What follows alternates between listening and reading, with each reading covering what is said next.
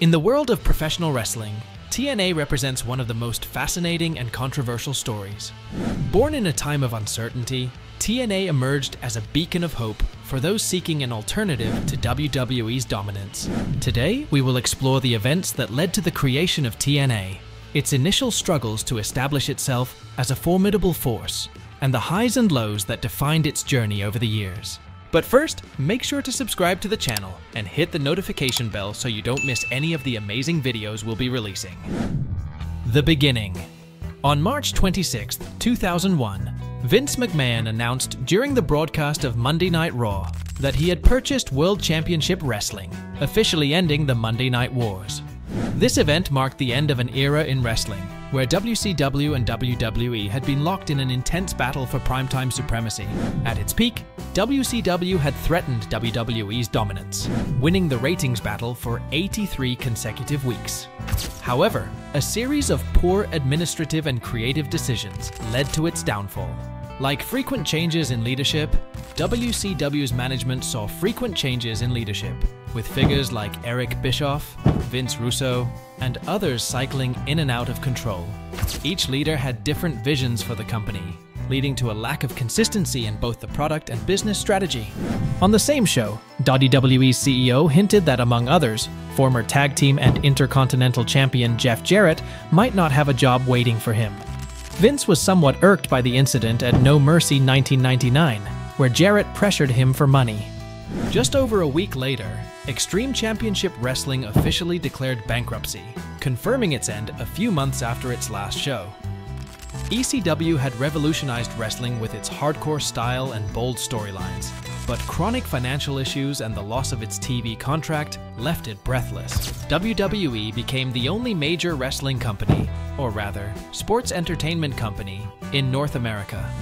With a contract with WCW's parent company, AOL Time Warner, and international dates on the horizon, Jeff Jarrett faced a much-changed wrestling landscape with fewer opportunities to earn a living.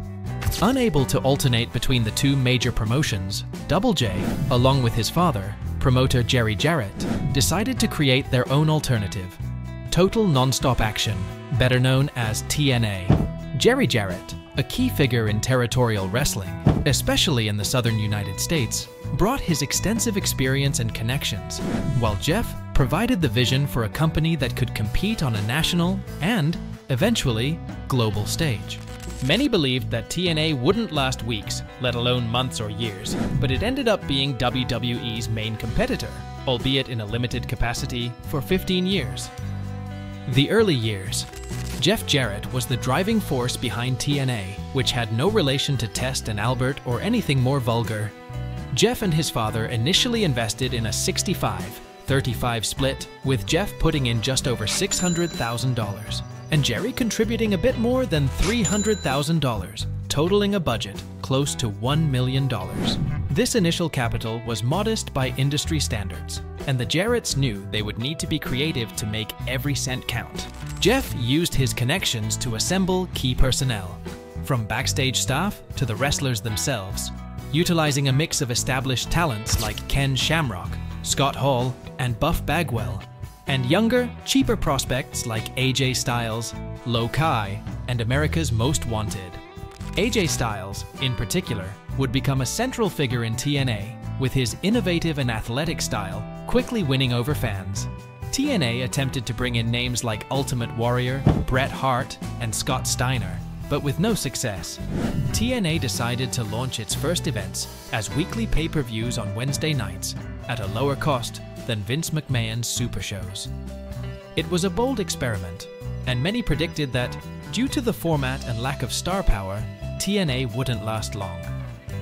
In June 2002, TNA made its debut at the Von Braun Civic Center in Huntsville, Alabama. The show nearly didn't air when Cheeks, an overweight wrestler participating in the pre-show, broke the ring, requiring immediate repairs and a reshuffling of the schedule. In its early months, TNA presented a product that was sometimes captivating but often bizarre, failing to attract wrestling fans as the Jarretts had hoped. Things like the Flying Elvises and controversial storylines, along with NASCAR star appearances, didn't sit well with everyone.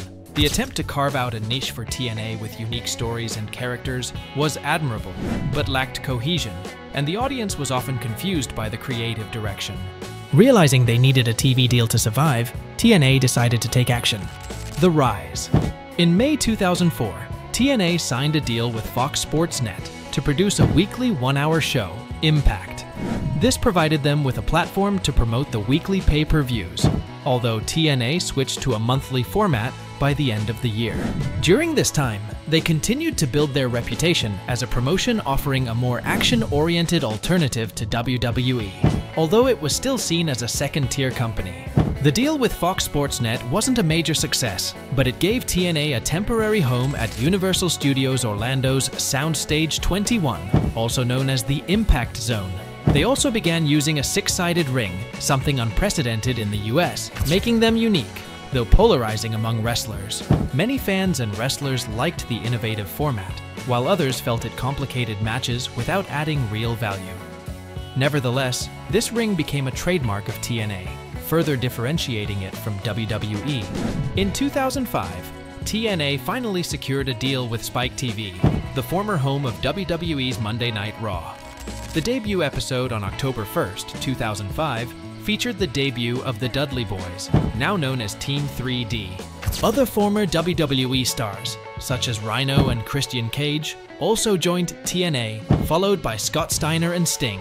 These veterans brought instant credibility and a loyal fan base, helping TNA attract a larger audience. By October 2006, the company made one of its biggest signings, Kurt Angle.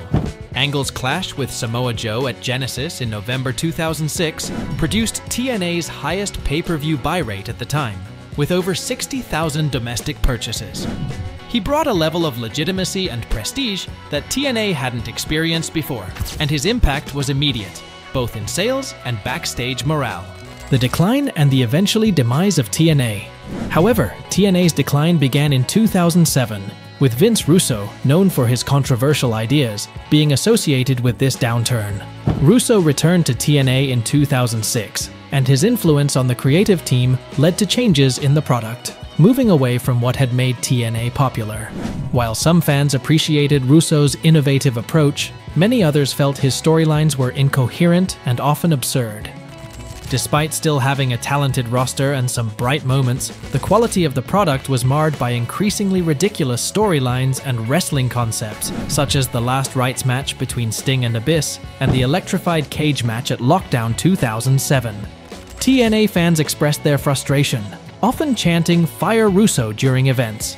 This reflected a growing dissatisfaction with the company's creative direction and a disconnect between what fans wanted and what was being offered. Dixie Carter, TNA's president, was clearly enamored with Russo, and in 2009, she appointed him head of the creative team.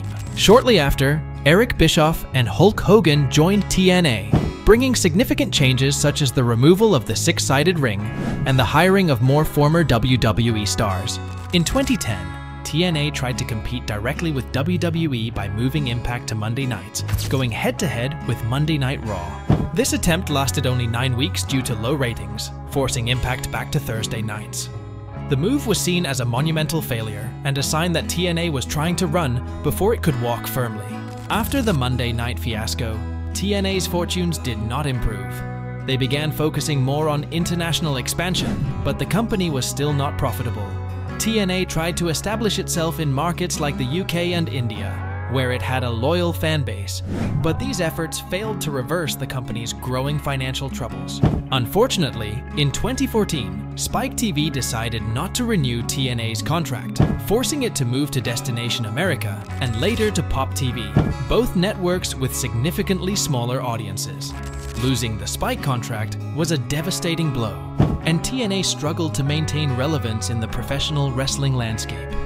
With financial difficulties and administrative and management challenges, TNA never managed to recover the lost ground and eventually rebranded as Impact Wrestling in an attempt to revamp its image. Today, TNA continues to exist under the name Impact Wrestling, and while it is far from its glory days, it remains an important part of professional wrestling history.